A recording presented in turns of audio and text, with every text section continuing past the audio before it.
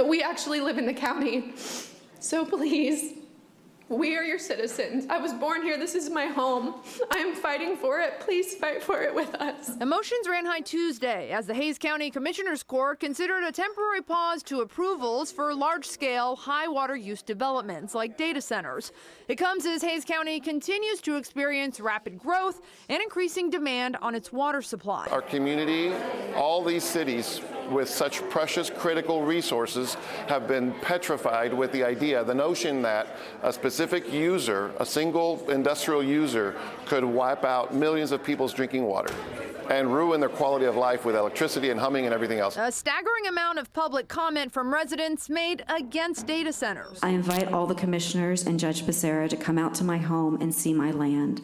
I want to show you what it's like before the destruction happens. Data centers are not compatible with life, with us, with Hays County, with all of Texas. Hays County Judge Ruben Becerra says it's critical to take a proactive approach to evaluating the long-term impacts of large-scale industrial water consumption. The resolution, which passed unanimously, takes a closer look at those high-water use projects that hit certain threshold requirements for water or electricity use. All the way until December 31st, this court has made a very clear message to anyone interested in investing in our community that there will be a high level of scrutiny with what they're doing, and there will be a high level of sensitivity. And so if they don't think they're going to be good neighbors, they should reconsider, keep moving. Projects that trigger any of the thresholds of water or electricity use will trigger an emergency review. Becerra says there will also be zero tax breaks or incentives for those organizations.